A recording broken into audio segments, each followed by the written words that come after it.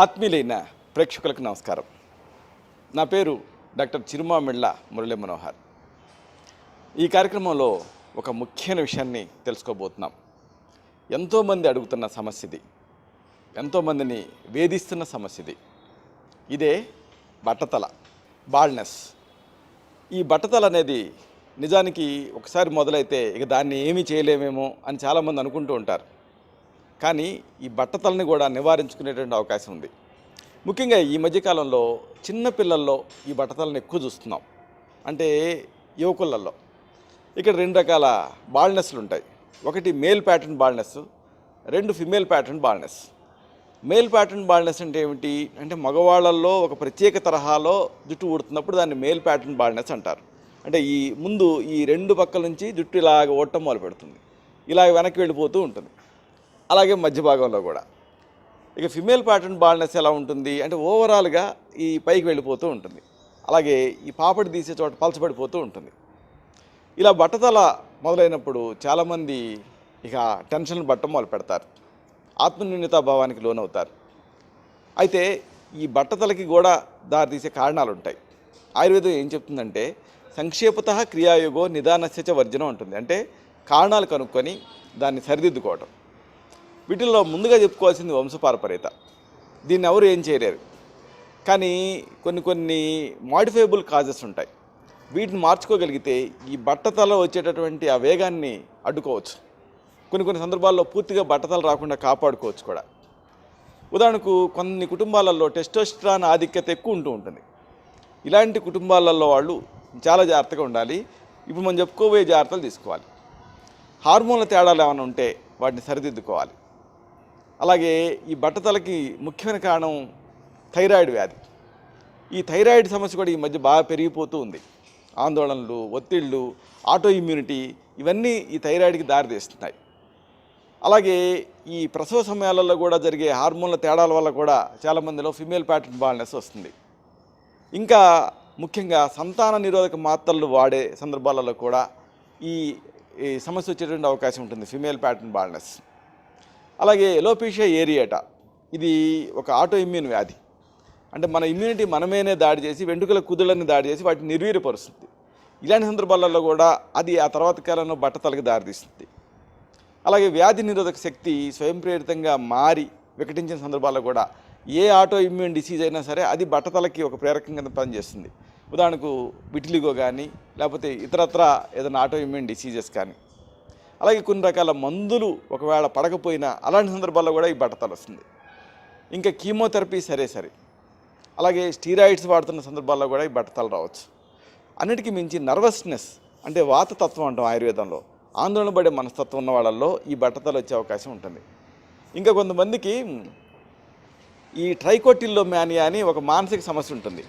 అంటే ఏదన్నా సమస్య వచ్చిందనుకోండి వెంటనే తల మీద చేతులు పెట్టుకుంటారు. ఏదన్నా ఒక సపోజ్ ఒక ఫైల్ డిలీట్ అయింది అనుకుందాం, ఫర్ ఎగ్జాంపుల్ అష్ అని తల మీద చేతులు పెట్టుకుంటారు.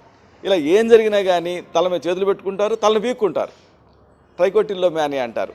దాంట్లో కూడా ఆ తర్వాత కాలంలో ఈ బట్టతల వస్తుంది. అలాగే తల గోక్కుంటూ ఉంటారు కొంతమంది. అందుకే మన పెద్దవాళ్ళు అంటారు కదా తల మీద చేతులు పెట్టుకోవద్దని.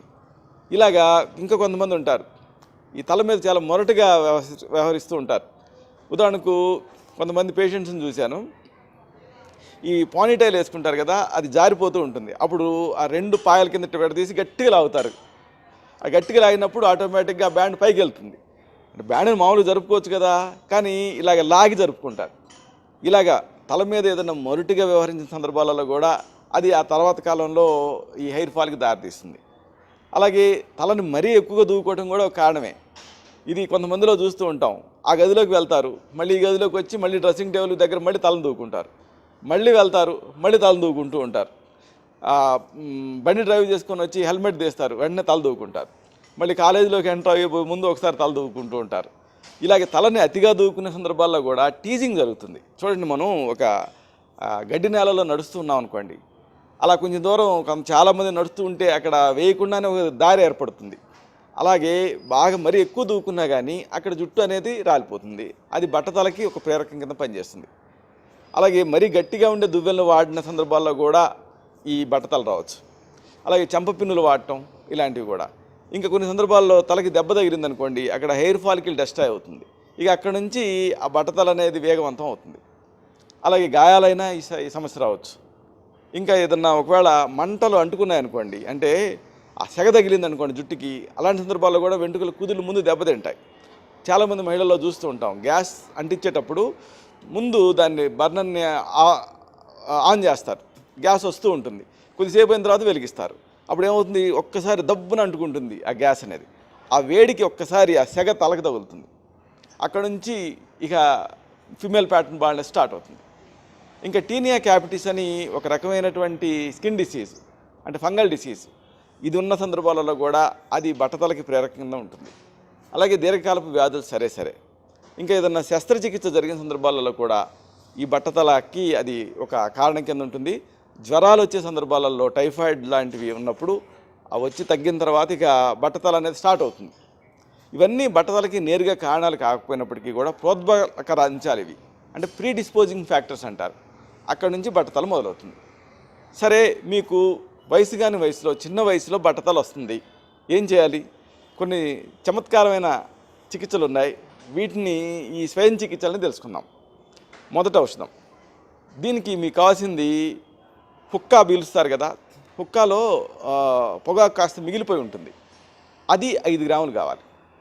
అలాగే ఆవ నూనె, మస్టర్డ్ ఆయిల్, ఇది 1 టేబుల్ స్పూన్ కావాలి. ఇలా ఈ రెండింటినీ సిద్ధం చేసుకోండి. వీటిని ఉపయోగిస్తూ ఒక ఎక్స్టర్నల్ మెడిసిన్ని మనం తయారు చేసుకుందాం. ఒక రాతి కలవంలో ఒక 5 గ్రాములు ఈ పొగాకు తీసుకోండి. ఏ పొగాకైనా తీసుకోవచ్చు. హుక్కాలో మిగిలిపోయిన పొగాకు అయితే కాస్త అది వీర్యవంతంగా ఉంటుంది, మామూలు పొగాకైనా తీసుకోవచ్చు. తీసుకొని ఈ పొగాకుని మెత్తగా నూరండి. దీనికి 1 టేబుల్ స్పూన్ ఆవ నూనె కలపండి. మస్టర్డ్ ఆయిల్, 2 ఉగ్ర పదార్థాలు గమనించే ఉంటారు మీరు, అంటే స్టిమ్యులేషన్ యాక్షన్ ఉంటుంది వీటికి. ఇప్పుడు ఇలాగా పొగాకు, ఆవ నూనె రెండింటిని కలిపి కలిసిపోయేలాగా బాగా మెత్తగా నూరండి. ఇప్పుడు ఈ పేస్ట్ని తలకి పూసుకొని బాగా మర్దనా చేసుకోండి, ఈ జుట్టు ఊడిపోయిన చోట. ఇలా క్రమం తప్పకుండా ఒక 2 నుంచి 3 నెలలు చేయండి. దీంతో కేశాల కుదుళ్ళకి ఆ రక్త ప్రసరణ పెరుగుతుంది. దీంతో కేశాలు తిరిగి స్టిమ్యులేట్ అవుతాయి, చైతన్యవంతంగా పెరుగుతాయి. ఇక ఇలాంటిదే బట్టతల మీద మీరు వాడగలిగినటువంటి మరొక చక్కని ఔషధం చేసుకుందాం. మీకు కావాల్సింది గన్నేరు ఆకులు ఉంటాయి కదా, వాటి రసం 1 టేబుల్ స్పూన్. ఇలాగా ఈ గన్నేరు చెట్టు నుంచి సేకరించినటువంటి పాల లాంటి నిర్యాసం 1 టీ స్పూన్, అంటే ఆకు రసం.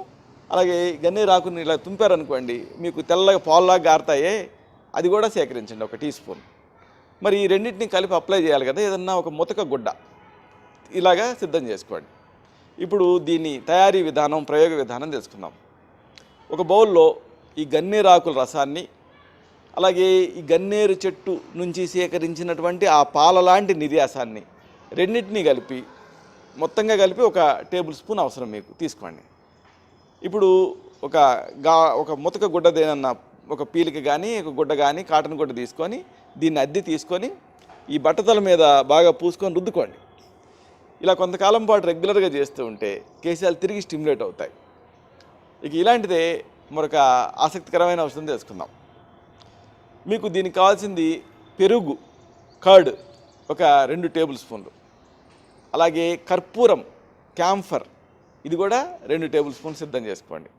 ఇప్పుడు వీటిని ఎలా వాడాలి ఇది తెలుసుకుందాం. మళ్ళీ మామూలే, ఒక బౌల్లో ఈ రెండింటిని తీసుకోండి, అంటే పెరుగు 2 టేబుల్ స్పూన్లు తీసుకోండి, అలాగే కర్పూరాన్ని 2 టేబుల్ స్పూన్లు తీసుకోండి. రెండింటిని బాగా కలపండి. ఇప్పుడు ఒక కాటన్ క్లాత్ తోటి దీన్ని అద్దె తీసుకొని ఈ బట్టతల మీద పూసుకొని బాగా మసాజ్ చేసుకోండి. ఇలా క్రమం తప్పకుండా మీరు చేస్తూ ఉంటే కొంతకాలానికి ఆ బట్టతల మీద మీకు జుట్టు తిరిగి స్టిమ్యులేట్ అయి పెరగటం మొదలుపెడుతుంది. అయితే ఇదంతా ఎప్పుడు అంటే అక్కడ లోపల కుదుళ్ళు మీకు యాక్టివ్గా ఉండాలి. కుదుళ్ళు ఈ పాటికే డెస్ట్రాయ్ ఉంటే మనం చేయగలిగింది ఏం లేదు.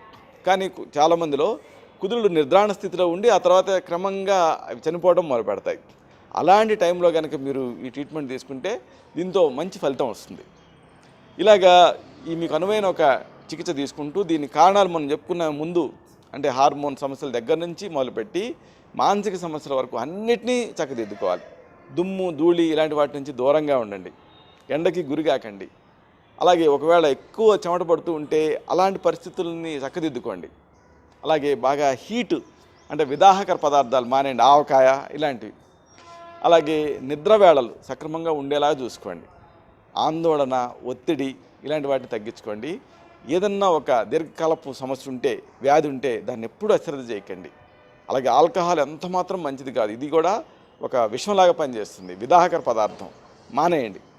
అలాగే సిగరెట్ల అలవాటు ఉంటే కూడా నిర్మోహమాటంగా అంటే మరో సెకండ్ థాట్ లేకుండా మానేయాలి.